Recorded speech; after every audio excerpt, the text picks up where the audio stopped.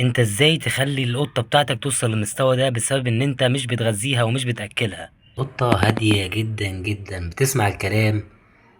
غلبانة قوي. بصحمها مفيش اي رد فعل عنيف منها. عينيها جميلة جدا. بس فاروق عينه خضرة. ها، فاروق عينه احلى منك يا بنت انتي.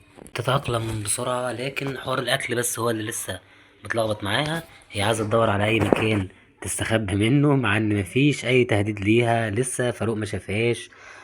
محدش اتخانق معاها ولا حد حتى زعق لها، لكن بتزال انها تدور على مكان تستخبى فيه، وهي دي طبيعة القطط يعني. اهو شايفين. ايه رايحة فين؟ رايحة فين؟ يخرب بيتك.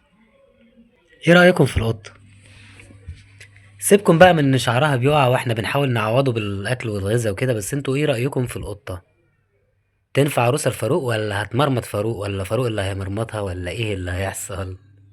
عايز اعرف بصراحة. انا هموت واشوف ايه اللي هيحصل. طبيعي اي قط جديد يدخل بيت جديد لازم يستكشف المكان. بصوا، احنا بقى هنسميها مع بعضينا، فانا عايزكم تقولوا لي في التعليقات تحت احنا هنسميها ايه. وعايزين اسم كده يليق مع فاروق يعني، كده فاهمين يعني. هو اسمه فاروق يعني، ما اسموش مهند يعني ولا حاجة. انت كنت عند واحد قسما بالله كان مبهدلك، وانا جايب لك فراخ وانت مش عايزه تاكليها. ده كان بياكلك عيش يا بت، كان بياكلك عيش حاف وعيش ناشف كمان. بصراحة القطة دي يعني حسبي الله ونعم الوكيل في اللي كانت عنده. القطة دي شعرها كله بيقع، وما اقدرش اقول لكم على كمية المعاناة اللي انا عانيتها عشان اتأكد انها اذا كانت عندها امراض ولا لا. اللي انا اخدته منه القطة دي قال لي ان هو طلعها اصلا تبني، لان هو بيسافر ومش فاضي اصلا ان هو يراعيها ويأكلها ويشربها، لدرجة ان شعرها كله يعني قطة شرازي اتحولت فجأة لقطة بلدي. القطة دي انا رحت مسافة كبيرة عشان اجيبها، هي خايفة ومرعوبة اصلا.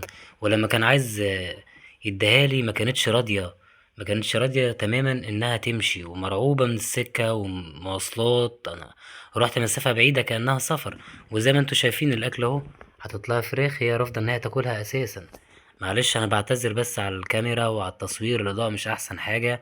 انا بس ما كنتش مجهز ان انا اصور، بس حبيت اوريكم ان لو حد هياخد قطة تبني ما يتخدعش في الصورة اللي هتتبعت له، لان هو هياخد حاجة غير الحاجة.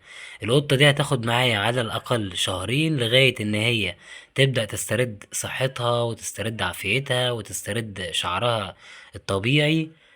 القطة متوترة على فكرة، وهتطلع الأكل زي ما انتوا شايفين رافضة تاكله خالص. هي بس عمالة تلحس في نفسها، بتحاول يعني تنظف نفسها وهي أساسا تلاقي أصلا الشعر برضو اللي بيقع بتبلعه هي. القطة مستواها مش وحش يعني، هي مستواها كويس. شعر طويل شوية.